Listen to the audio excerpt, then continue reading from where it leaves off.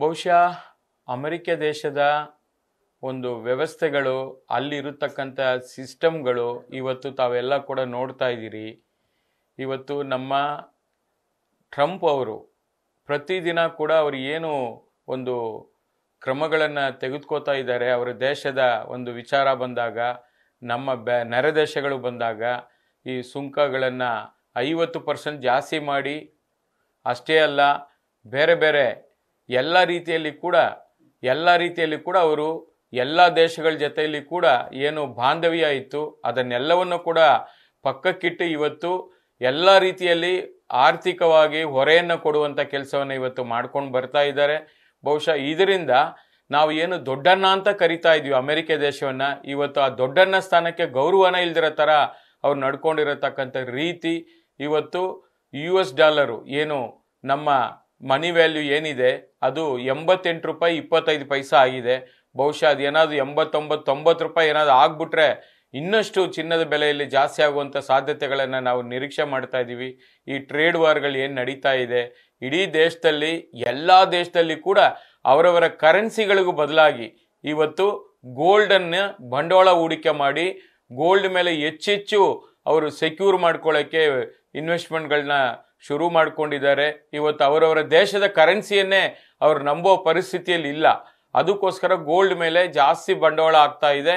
ಅದರಿಂದ ಈ ರೇಟಲ್ಲಿ ಕೂಡ ಯಾವತ್ತೂ ಇಲ್ದಿರತಕ್ಕಂಥ 1 kg ಏನು 1,10,00,000 24 ಕ್ಯಾರೆಟ್ ಏನಿದೆ ಅದು 1 kgಗೆ 1,10,00,000 ರೂಪಾಯಿ, ಅಂದರೆ 1 ಗ್ರಾಮಿಗೆ 11,000 ರೂಪಾಯಿ ಆಗಿರತಕ್ಕಂಥದ್ದು.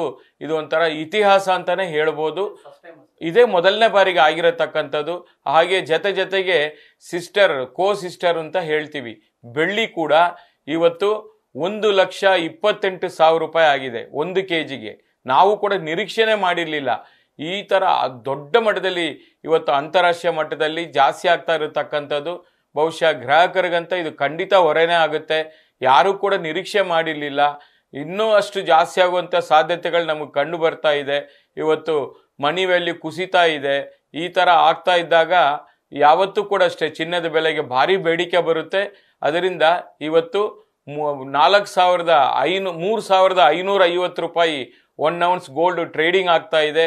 88 ರೂಪಾಯಿ ಚಿಲ್ಲರೆ ಇವತ್ತು ಡಾಲರ್ ವ್ಯಾಲ್ಯೂ ಆಗ್ತಾ ಇದೆ. ಇದೆಲ್ಲ ಕೂಡ ಇದರ ಪರಿಣಾಮ ಚಿನ್ನದ ರೇಟಲ್ಲಿ ಇನ್ನಷ್ಟು ಜಾಸ್ತಿ ಆಗುವಂಥ ಸಾಧ್ಯತೆಗಳನ್ನ ನಾವು ನೋಡ್ತಾ ಇದ್ದೀವಿ. ಹಾಗೆ 22 ಕ್ಯಾರೆಟ್ ಏನಿದೆ ಅದು ಕೂಡ 10,000 ರೂಪಾಯಿಗೆ ಬಂದಿರತಕ್ಕಂಥದ್ದು 1 ಗ್ರಾಮು, ಅದು ಕೂಡ ಜಾಸ್ತಿ ಆಗುವಂಥ ಸಾಧ್ಯತೆಗಳನ್ನ ನಾವು ನೋಡ್ತಾ ಇದ್ದೀವಿ.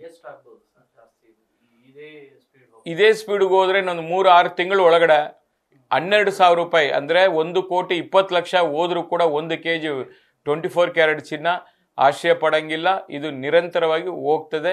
ಅವರೇನಾದ್ರು ಇಂಟರ್ನ್ಯಾಷನಲ್ ಮಾರ್ಕೆಟಲ್ಲಿ ಅಮೆರಿಕ ದೇಶದಲ್ಲಿ ಏನಾದರೂ ಅವರು ಟ್ಯಾಕ್ಸ್ಗಳನ್ನು ಕಮ್ಮಿ ಮಾಡೋದಾಗಲಿ, ಆಮೇಲೆ ಈ ಫೆಡರೇಷನ್ ಬ್ಯಾಂಕ್ಗಳಿದೆ ಅದ್ರದ್ದು ಕೂಡ ಬಡ್ಡಿ ರೇಟನ್ನು ಕಮ್ಮಿ ಮಾಡ್ತಾ ಇದ್ದಾರೆ. ಆ ಇಂಟ್ರೆಸ್ಟ್ ರೇಟನ್ನು ಕಮ್ಮಿ ಮಾಡೋದ್ರಿಂದ ಕೂಡ ಅಲ್ಲಿ ಯಾರು ಠೇವಣಿ ಇಟ್ಟಿದ್ದಾರೆ ಅವರೆಲ್ಲ ಕೂಡ ಹೊರಗಡೆ ಬಂದು ಗೋಲ್ಡ್ ಮೇಲೆ ಇನ್ವೆಸ್ಟ್ಮೆಂಟ್ ಜಾಸ್ತಿ ಮಾಡ್ತಾ ಇದ್ದಾರೆ. ಇದೆಲ್ಲ ಕೂಡ ಕಾರಣ ಅಂತಾನೆ ಹೇಳ್ಬೋದು. Thank you. ನ್ಯೂಸ್ ಫಸ್ಟ್, ನಿರ್ಭೀತಿಯಿಂದ ನಿಮ್ಮ ಪರವಾಗಿ.